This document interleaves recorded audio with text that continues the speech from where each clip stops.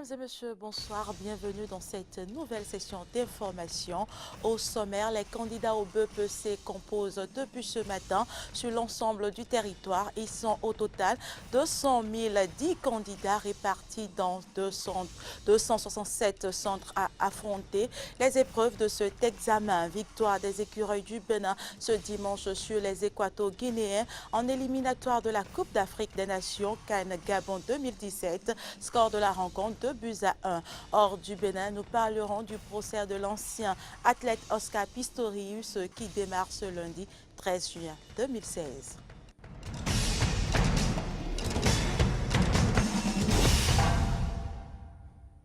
Merci de nous rejoindre. L'examen du BEPC a démarré ce lundi 13 juin 2016 sur toute l'étendue du territoire national. 200 010 candidats, dont 84 912 filles et 115 098 garçons, composent pour le compte de cet examen. Le lancement officiel des épreuves a eu lieu au lycée Koulibaly à Cotonou. Fréjus Serlan, Romaric Devouchi pour le point.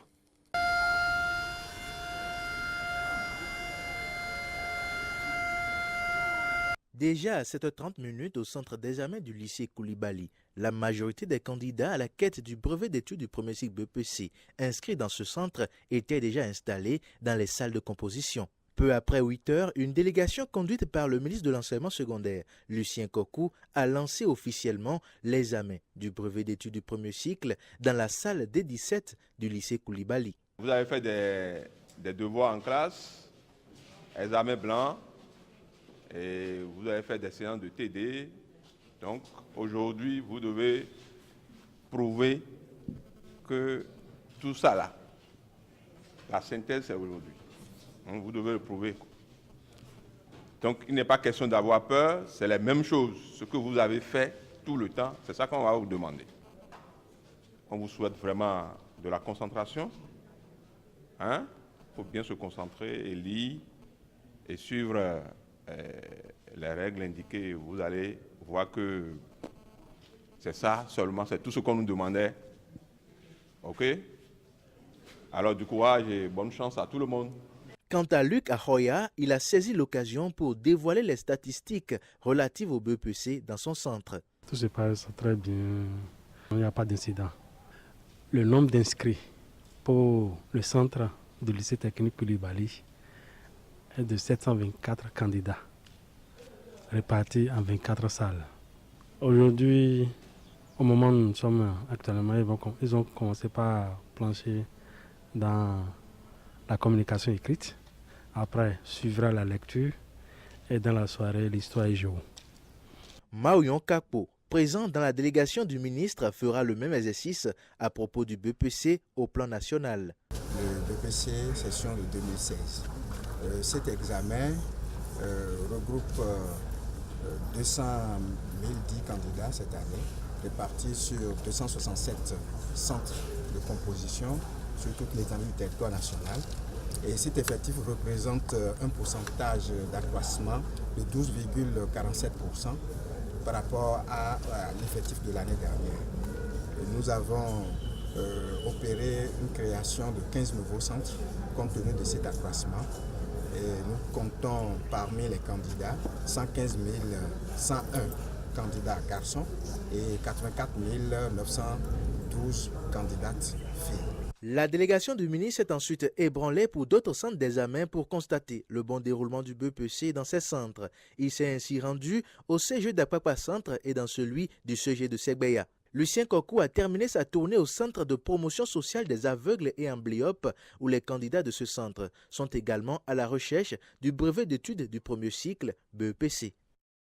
Toujours au registre éducation, nombreux sont les apprenants qui se plaignent de la défaillance de la mémoire ou de difficultés à retenir les notions et leçons apprises en cette période d'examen de fin d'année. Ces difficultés ne s'expliquent pas que par des troubles de mémoire. Elles sont aussi dues à la méconnaissance des étapes, des techniques de mémorisation. Reportage.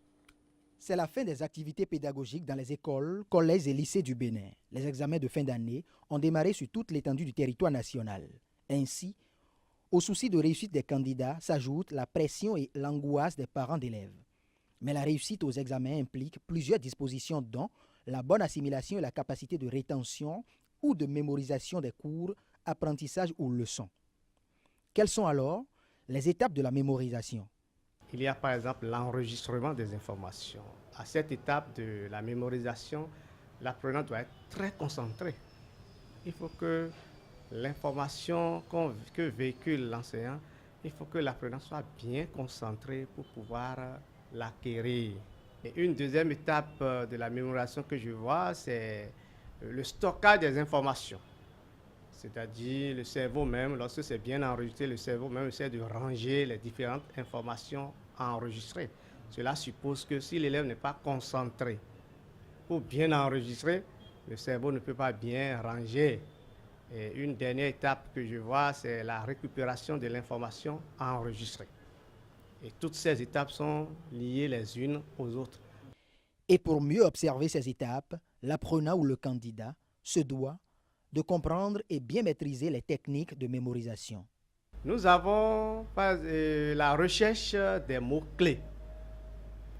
Il ne faut pas qu'on cherche forcément à mémoriser toute l'information reçue. À travers cette information, il faut retenir les mots essentiels. Je peux conseiller, par exemple, aux apprenants la réalisation d'une carte mentale. Alors, lorsque j'ai des difficultés à retenir des mots ou bien des formules, je peux les écrire sur un papier, les fixer à un endroit inévitable, à un endroit que je fréquente habituellement, dans ma maison bien sûr, pourquoi pas à côté de mon lit. Une autre technique que je conseille aux apprenants, c'est le résumé. Il faut apprendre à résumer le cours et à le structurer, puisque le cerveau garde beaucoup plus ce qui est structuré. Donc, de petits résumés sur le cours, les grandes notions qu'on mémorise facilement. Lorsqu'il sera question d'une grande révision, on pourra faire recours à son cahier après et relire l'ensemble pour voir ce qu'il faut retenir. Alors, il faut aussi apprendre à répéter. Le cerveau garde beaucoup plus lorsqu'on répète. Il faut répéter souvent ce qu'on apprend et chercher aussi à inventer des histoires comme un plan de rappel. Ces étapes et techniques, mieux appliquées, permettent non seulement aux candidats de se rappeler plus aisément les notions ou réponses exigées lors des interrogations écrites ou évaluations de fin d'année, mais aussi et surtout d'avoir de bonnes notes. Et puis la communauté internationale célèbre ce 13 juin la journée mondiale de sensibilisation sur l'albinisme, une journée commémorée pour la deuxième fois dans le monde. Au Bénin, l'ONG Divine Connection Worldwide, appuyée par l'ambassade des États-Unis, a organisé une séance de sensibilisation sur les droits des albinos. C'était cet après-midi à Obama Center sur le campus d'Abomey-Calavi. C'est la deuxième fois que le monde entier célèbre la journée mondiale de sensibilisation sur l'albinisme. Célébrons la diversité, promouvons l'inclusion, défendons nos droits. C'est le thème choisi pour cette célébration qui n'est pas passée sous silence au Bénin. L'organisation non gouvernementale Divine Connection Worldwide, qui s'investit depuis 4 ans dans la lutte contre la discrimination des albinos dans notre pays, a organisé ce 13 juillet une séance de sensibilisation sur les droits des personnes atteintes de l'albinisme. Je peux vous dire que ce que le Béninois lambda pense de l'albinisme n'est pas toujours vrai, et ce que nous pensons de la sécurité des personnes atteintes d'albinisme n'est pas vrai non plus. Il faut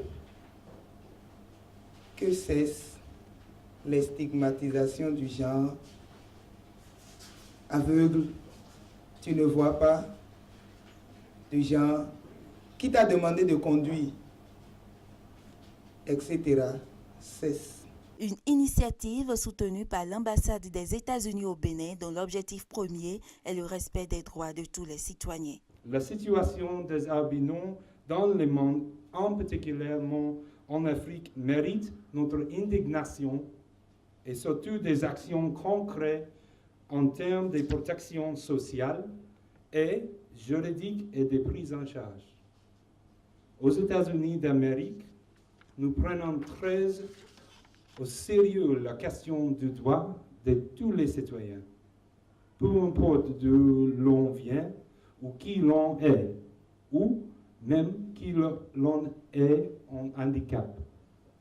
L'on peut espérer être traité de la même manière que tout le monde. La journée mondiale de sensibilisation sur l'albinisme a été instaurée le 13 juin 2015 par les Nations Unies pour 3 raisons fondamentales: démontrer la vulnérabilité des personnes atteintes de l'albinisme, corriger la stigmatisation et la discrimination dont elles sont victimes et le taux de décès dans leur rang. Après 3 jours de réflexion au sujet de la femme dans le domaine scientifique et l'impact qu'elle peut avoir sur la communauté, le réseau des femmes scientifiques Wafira Bénin a organisé ce week-end un déjeuner à l'Institut biomédical appliqué de Cotonou. À l'occasion de la première édition, l'ambassade des États-Unis près le Bénin et le ministre de l'Enseignement supérieur sont revenus sur l'importance d'encourager les jeunes filles à entreprendre des études scientifiques et technologiques. On les écoute. Au Bénin, pour ne parler que du cas précis de l'université d'Abomey-Calavi, les femmes ne représentent que 11,4% dans le corps des enseignants-chercheurs.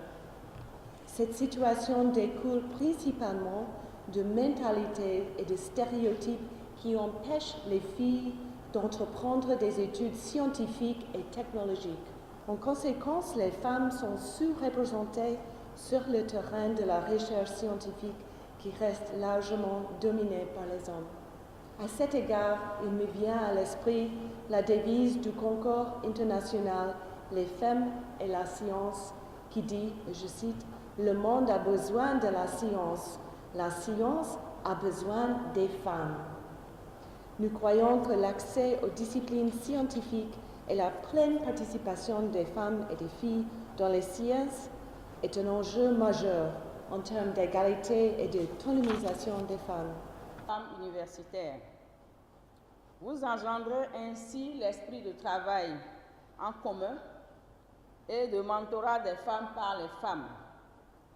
Je suis persuadée que ce flambeau né au cours du forum Wafira des femmes en sciences en avril 2016 restera définitivement allumé grâce à cette concrétisation.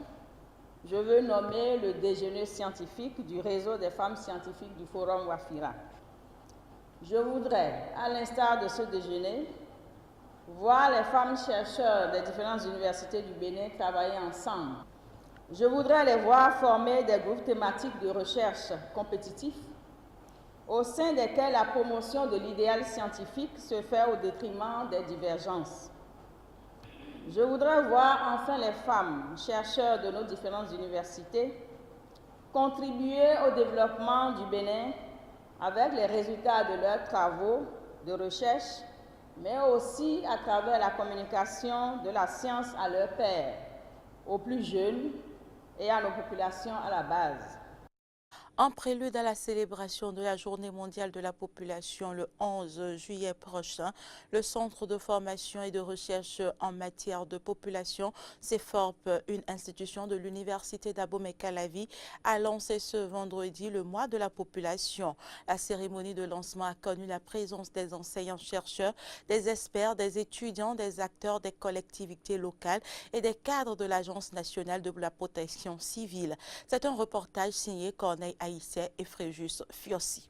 C'est parti pour la 3e édition du mois de la population au Bénin. Organisée par le Centre de formation et de recherche en matière de population CEFOP, cette initiative a pour objectif de réfléchir sur des questions de population qui sont au cœur de la lutte contre la pauvreté et la promotion du développement durable. Elle permet aussi au CEFOP de préparer la Journée mondiale de la population célébrée chaque 11 juillet. Pour optimiser les chances d'atteindre les objectifs de cette journée, le Centre de formation et de recherche en matière de population de l'Université d'Abomey-Calavi a pris l'option depuis 2014 de célébrer dans la durée cette journée mondiale de la population à travers un ensemble de manifestations scientifiques durant le mois précédant la journée proprement dite d'où la naissance du mois de la population au CIFOP. Le menu de ce mois de la population au Bénin, dont le thème général est protection sociale, est constitué de conférences-débats, de projections de films documentaires sur des problématiques liées aux questions démographiques dans plusieurs domaines, dont les domaines les plus importants sont la santé, l'éducation et l'agriculture. Durant ces 4 semaines, des enseignants-chercheurs, des experts d'institutions nationales et internationales proposeront des conférences et animeront des débats sur les grands enjeux démographiques à l'échelle du Bénin et de l'Afrique autour des thématiques ci-après. 1. Protection sociale. 2. Agriculture et développement. 3. Population, énergie et développement. Et 4. Gouvernance locale et développement. La cérémonie de lancement de la 3e édition du mois de la population au Bénin, en dehors des allocutions, a été marquée par les communications, la plus importante à porter sur la responsabilité des communes dans la gestion des phénomènes comme l'inondation et l'érosion côtière.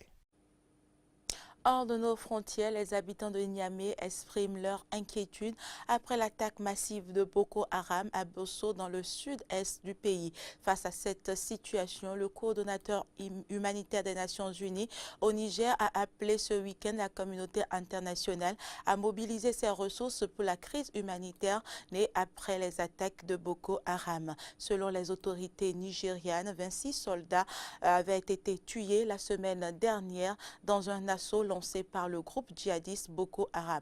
Écoutons quelques propos. On est frontalier avec le Nigeria et les gens meurent là-bas. Donc nous aussi on a peur. C'est des hommes capables qui peuvent faire quelque chose, mais il faut un coup de main. C'est normal que dans cet espace-là naissent des mouvements de ce type, du fait justement que c'est des zones qui sont marginalisées, où l'État investit le moins, où l'État lui-même est parfois très mal perçu. Ces familles attendent, certains n'ont pas d'abri, c'est en dessous des arbres, comme je l'ai souligné, sous des conditions torrides. Notre assistance sur ce plan porte d'abord sur l'eau. Si on ne fait pas attention, cette crise qui a une dimension régionale aura une incidence sur les pays du lac Tchad qui peut être une incidence très grave, durable et avoir un impact plus important. Vaut mieux donc qu'on puisse se mobiliser présentement. Reconnu coupable du meurtre de sa petite amie dans la nuit de la Saint-Valentin 2013, l'ancien athlète Oscar Pistorius comparaît à nouveau ce jour. Selon un psychologue appelé par la défense ce lundi, il a estimé que l'accusé est un homme brisé qui devrait être hospitalisé au lieu d'aller en prison. Cette semaine, la justice sud-africaine déterminera la peine du champion qui épuise ainsi toutes les voies de recours dont il dispose. On écoute quelques propos recueillis. Dans votre rapport, vous êtes biaisé vers l'accusé, ce qui donne un rapport à la faveur de l'accusé en termes de peine. Ce que j'ai essayé de faire, c'est de présenter cette personne au tribunal et faire le lien entre ce que j'ai vu en 2014 et le présent, afin de faire part de ma vision de lui au fil du temps, d'exposer les habitudes qui existent pour que le tribunal puisse ensuite voir la personne qui est condamnée. À Kashmili, dans les zones kurdes du nord de la Syrie, les musulmans pratiquants de la ville préparent quotidiennement la rupture du jeûne du Ramadan avec ce qu'ils peuvent trouver au marché, où les prix ont considérablement augmenté après 5 ans de guerre dévastatrice. Écoutons ici des propos. Avant la crise, le commerce marchait mieux. Avec le conflit, les gens n'ont plus d'argent, ils sont devenus très pauvres. Le commerce n'est vraiment plus comme avant. Maintenant, c'est vraiment une catastrophe. Le Ramadan est vraiment différent maintenant. Avant, on achetait ce pain pour 10 ou 15 livres syriennes. Maintenant, ça coûte 500 livres. C'est une grosse pression pour les habitants. Ça devient difficile de vivre.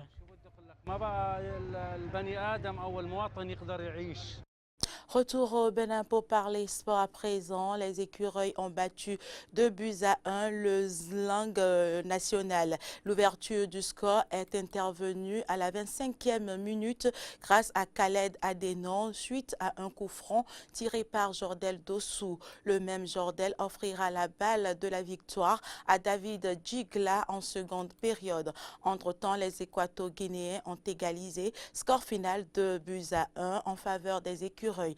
Le Bénin, avec cette victoire, occupe la deuxième place avec 11 points, derrière le Mali qui totalise ainsi 13 points. C'est la fin de cette édition. Merci de l'avoir suivi. À demain.